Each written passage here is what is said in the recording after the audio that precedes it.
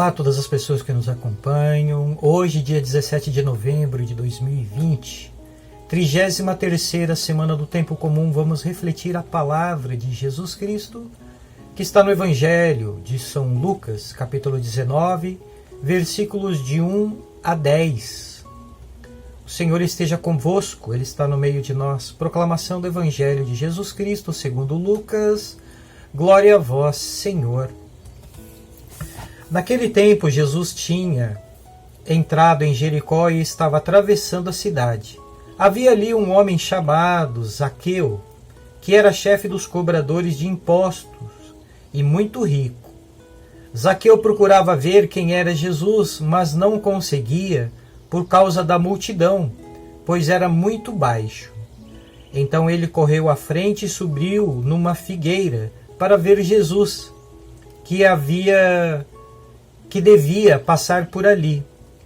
Quando Jesus chegou ao lugar, olhou para cima e disse: Zaqueu, desce depressa.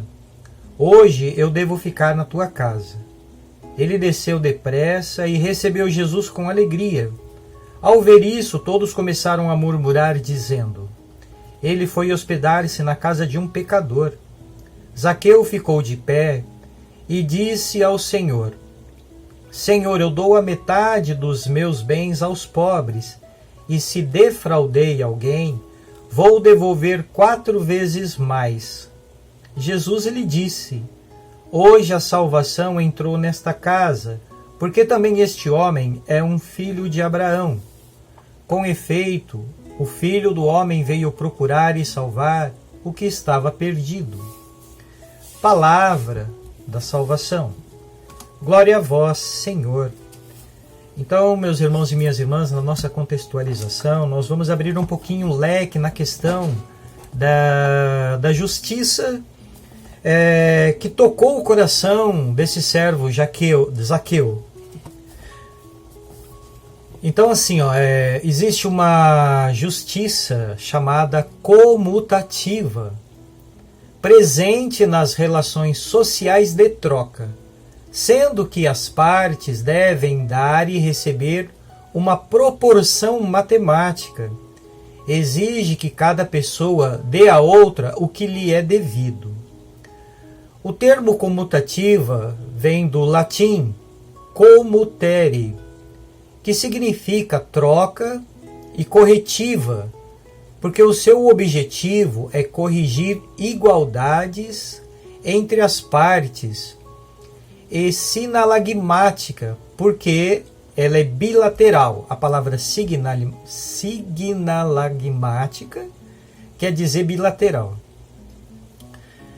Não é relação somente entre indivíduos, mas de todas as relações de particular a particular. Para a gente abrir um pouquinho mais o leque, nós temos aí a justiça distributiva. Manda que cada sociedade dê a cada particular o bem que lhe é devido. E tem a justiça chamada geral, social ou justiça legal, que determina que as partes das sociedades deem à comunidade o bem que lhe é devido. Então, partindo desses pontos, nós vamos ver nos parágrafos do Catecismo da Igreja Católica do 2412 ao 2414 essa questão. Em virtude da justiça comutativa, a reparação da injustiça cometida exige a restauração do bem furtado a seu proprietário. Jesus abençoa Zaqueu por causa do seu compromisso. Se defraudei alguém, restituo-lhe o quádruplo. Aquele que de uma maneira direta ou indireta se apossaram de um bem alheio, tem obrigação de o restituir ou devolver o equivalente em natureza ou em espécie. Se a coisa desapareceu, bem como os frutos e lucros que seu proprietário legitimamente teria auferido. São igualmente obrigados a restituir proporcionalmente à sua responsabilidade e ao benefício auferido.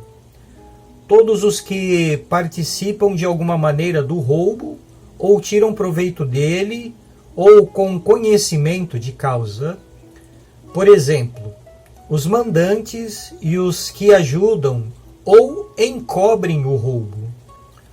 Os jogos de azar ou as apostas em si não são contrárias à justiça. Tornam-se moralmente inaceitáveis quando privam a pessoa daquilo que lhe é necessário para suprir suas necessidades e as dos outros. A paixão pelo jogo corre o risco de se transformar em uma dependência grave. Apostar injustamente ou trapacear nos jogos constitui matéria grave, a menos que o dano infligido seja pequeno, tão pequeno, que aquele que o sofre não possa razoavelmente considerá-lo significativo. O 7º mandamento proíbe os atos ou empreendimentos que, por qualquer razão que seja, egoísta ou ideológica, mercantil ou totalitária, levem a escravizar seres humanos, a desconhecer sua dignidade pessoal e comprá-la, a vendê-la e a trocá-los como mercadoria. É um pecado contra a dignidade das pessoas e contra os seus direitos fundamentais reduzi-las pela violência a um valor de uso ou a uma fonte de lucro.